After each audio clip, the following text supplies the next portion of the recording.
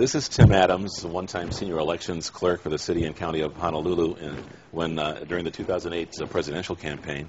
And this article in WorldNet Daily asserts that you claim President Obama was not born in Hawaii. What do you say? As of the time I was in Hawaii working in the elections office, we had many people who were asking about the eligibility of Senator Obama to be president. I was told at the time there is no long-form birth record, which would have been the case if President Obama was born in hospital in Honolulu. There is no such form in Hawaii. He does have a certificate of live birth, which is given to children of families who are residents of Hawaii when children are born outside the state. So I assert that he was born outside of Hawaii. Now, we can't tell you where he was born. Some of his family members said that he had been born while his mother was on a trip overseas. When I mentioned this, it got people's attention. They also did not like my conclusions that since President Obama does have a certificate of live birth from the state of Hawaii, that he was born a U.S. citizen. And during the initial part of the campaign, when questions about his eligibility to be president came up, including Senator McCain because he was born in Panama, that both these men were vetted by the same process as any other presidential candidate. So while we may not agree, some people say that because of Article 2 of the Constitution, President Obama was not eligible to be president. That's not a question that we can answer. The people who are in charge of saying who is eligible to run for president have already vouched that he was indeed an eligible candidate. If we disagree with that, we don't need to go after the man.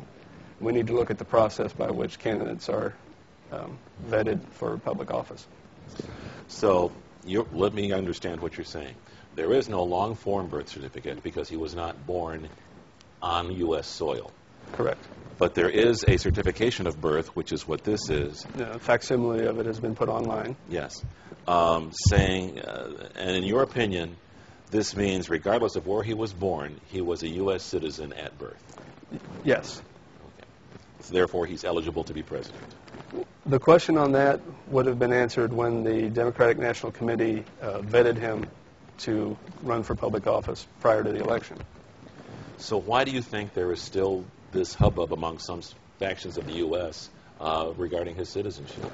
Well, some people are basically racist. It's a question of race. They don't like having someone who's not white, or they don't like someone who's from such a different heritage as President Obama because his family has ties to Africa. His family also has ties to Middle America. So to me, that's also a non-issue. The other thing is he is a liberal. He's a Democrat. There's a lot of political rancor in the country in the last decade, starting with President Bush, and then we had 9/11. We've had the wars overseas. And this entire fight between the left and the right has become so balkanized that anything someone finds, they say, oh, look, he lied about being born inside the United States. There must be something terrible there.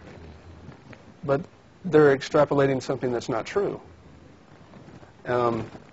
This is the kind of thing you run into often. People nowadays constantly refer to the government as an enemy of the people or a problem for the people. But the role of the government is to serve the people.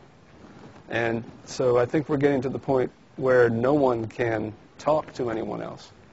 The rhetoric has become so divisive that there is no way for us to work out these issues that our country's facing. So I kind of dove in and tried to start a conversation and have paid for it dearly.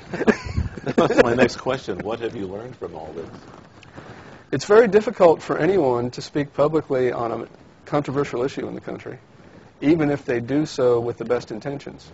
The other day we had the U.S. Senator, I believe it was, who was stopped by the two young men who were asking questions on the street, and they almost had an altercation on the street.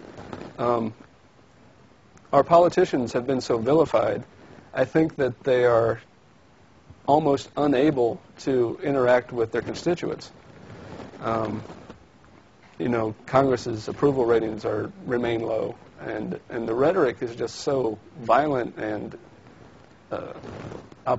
there's so much opposition that we seem to forget that we're all supposed to be working for the same goal. My comment was the other day, talking to several people, is I don't understand how anyone who is a politician in this country today manages to speak publicly, because no matter what you say, it rarely gets out to the public in the form that you say it. How do we fix this? I think we need to notch down the rancor. I think we need to remember that we are all one nation of people. Usually when you say we are a diverse people, this is an oxymoron. But America is unique in that we are, from our heritage, a diverse people. People from many different backgrounds, many different nationalities and ethnicities. And we do have a dominant national story in America, because we've had one group of people who were numerically superior to everyone else. They were the dominant social group. And that's been changing over the last 20, 30 years. We have more people from more diverse ethnicities coming in from other countries, immigrating to the United States. The makeup of our country, the demographic is changing. And I think that causes a lot of agitation. A lot of people are afraid, and they latch on to people who tell them what they want to hear. And these people do not have their best interest at heart. They're, poverty pimps. And a lot of these are very nice people, but people can use fear to rile up, a group of people who have been isolated or feel like they've been marginalized. And then you can't talk to anyone without the very kind of outburst that we've seen over my rather boring comments a couple of weeks ago. Anything else you'd like to say about this? Only that I hope that the people out there who have been speaking about this, a lot of people have been responding on the different websites on the internet. I have like 3,500 web pages devoted to this on the internet right now.